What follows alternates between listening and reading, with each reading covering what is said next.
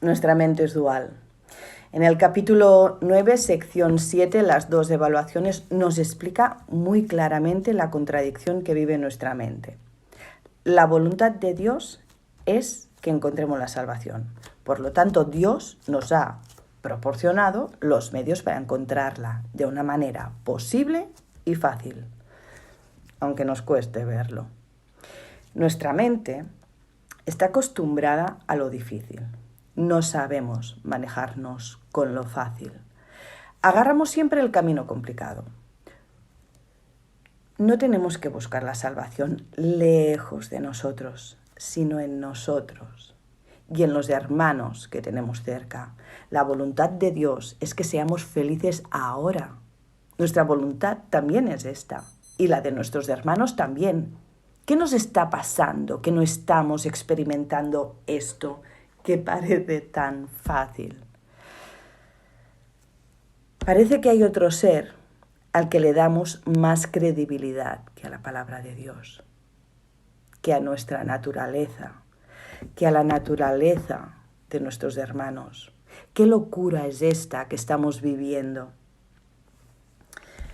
En esta voluntad conjunta de ser felices ahora, es en el único lugar que estamos unidos.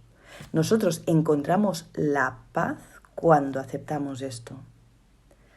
Pero en este mundo estamos en desacuerdo con todo. No creemos en este único propósito que es el único que nos trae la paz.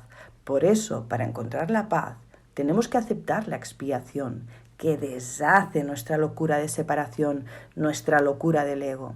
La expiación es el camino que nos conduce a la paz, la función del Espíritu Santo, que le quita fuerza a todo lo que nosotros le hemos dado. El ego tiene miedo de la verdad, de lo incuestionable, de lo obvio. La expiación nos lleva a la verdad y nosotros no podemos pasar por alto la verdad, a menos que estemos mirando a otro lado, que es lo que estamos haciendo. Es lo que nos pasa en este sueño. Vivimos de espaldas a la verdad. El Espíritu Santo contempla con amor todo lo que percibe. Todo es todo. A nosotros también nos percibe con amor. Y la evaluación que hace el Espíritu de nosotros se basa en su conocimiento de lo que somos, lo que de verdad somos. Por lo tanto, es una evaluación correcta. ¿Dónde está esta evaluación? En nuestra mente recta, donde se encuentra el Espíritu. Pero el ego también está en nuestra mente, porque nosotros aceptamos que estuviese allí. Pero la evaluación que el ego hace de nosotros es totalmente opuesta al Espíritu, porque el ego no nos ama, no sabe lo que es el amor. Él solo sabe de culpa, miedo y pecado. Él no tiene ni idea de nuestra verdad, de nuestra santidad. No sabe quién somos. Simplemente percibe variables, distintas posibilidades de las que de todas desconfía, porque no sabe de nuestra naturaleza, de nuestra única verdad. Aquí radica su crueldad, de estar siempre ceñido, siempre al terror, a la crueldad de la vida, a la culpa del pasado y al miedo del futuro. Estas son las posibilidades del ego. No estar seguro de nada y con una constante incertidumbre envuelta de miedo. Esta es nuestra vida. Tenemos dos evaluaciones conflictivas en nuestra mente. No pueden ser las dos ciertas. Nosotros no sabemos cuán elevada es la percepción que el Espíritu tiene de nosotros. Por eso no nos damos ni cuenta de lo extremadamente diferentes que son las dos evaluaciones. A la del Espíritu no le tenemos ni en cuenta, ni la escuchamos. Nuestra capacidad de oír no llega a esa vibración. ¿Cómo voy a ser la hija de Dios yo si tengo esta vida de mierda? Nos decimos. Pero sí, tenemos dos evaluaciones. en nuestra mente y son contrarias. Una que nos dice que somos un cuerpo, que vamos a morir, que hay maldad, que hay pecado, y la otra que nos dice que somos el Hijo de Dios. Y aquí vivimos sin darnos cuenta de esta última, porque no nos la creemos. El Espíritu siempre tiene la verdad de lo que somos y la tiene a nuestra disposición, porque nunca se olvida de lo que somos. El ego, en cambio, se engaña con respecto a todo lo que somos, especialmente cuando respondemos al Espíritu. ¿Qué quiere decir esto? El ego, cuando nos ve conectados con el Espíritu, su confusión aumenta delante de una amenaza. Cuando nosotros decidimos, no tengo nada que temer, estamos invocando a Dios, nos estamos yendo a la mente recta y allí se acaba el peligro, literalmente, porque así es como son las cosas. Este es el viaje correcto. Cuando nos vamos a la mente recta con el Espíritu, el ego se confunde, ya no sabe cómo atacarte. El ego se pone rabioso cuando te ve amoroso hacia la mente recta y te zumba y se las arregla para que caigas en la tentación y muta su modo operandi para no desvanecerse. Hay que ser muy persistente para quedarse en la mente recta. El ego te querrá llevar otra vez hasta él, a la parte de la mente que él maneja y a la que nosotros estamos acostumbrados, al enfado, a la ira. En ese caso, la tentación te hace sentir pequeño y vulnerable y despojado del cielo. El ego nos presenta su peor cara y nos sumergimos en el infierno. Por eso, nuestra respuesta al ego siempre tiene que ser el silencio. Nada, ni caso.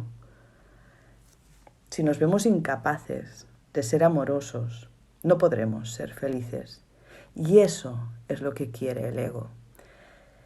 Es en ese momento cuando nos condenamos y nos sentimos inadecuados. ¿Os suena esto?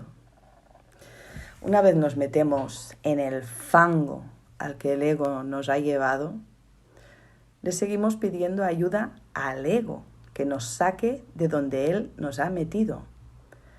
Pero fue una elección nuestra.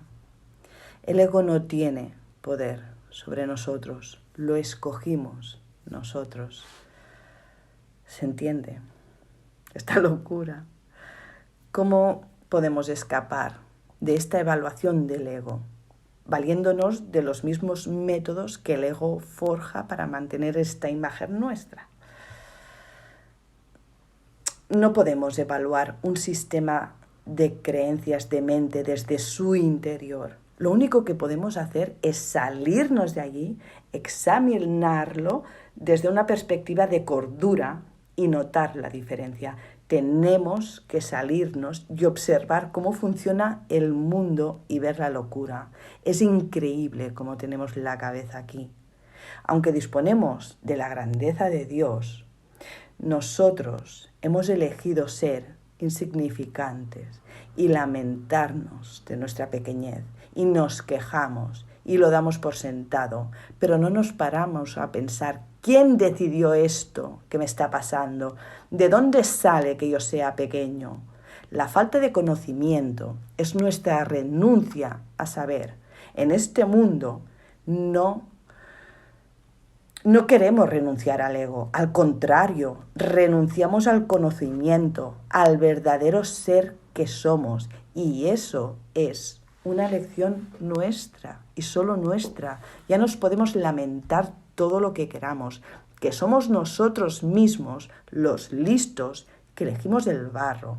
El espíritu juzga contra la realidad del sistema de pensamiento del ego, porque sabe que sus cimientos son falsos. Todo lo que viene del ego no tiene significado alguno. Que nos quede claro que lo que procede de Dios es verdad. Y toda la porquería del ego, el miedo, la culpa, el resentimiento, la ira, el pecado, no significa nada, no tiene ningún sentido más que sufrimiento y muerte. Y aquí estamos.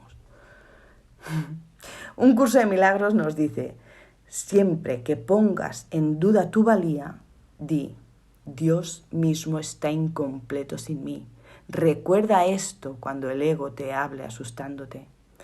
Tenemos que desear solo eso para volver a lo que restaura nuestra plenitud. Tenemos que tener claro que en nuestra mente está el espíritu que nunca cambia porque sabe perfectamente quién somos, y el ego, cuya percepción está cambiando en cada instante, en todo momento y en cada persona. Vamos a elegir al espíritu porque allí es donde está la paz. Allí es donde somos invulnerables. Allí es donde recordamos a Dios. Allí es donde nos salimos del bucle de sufrimiento.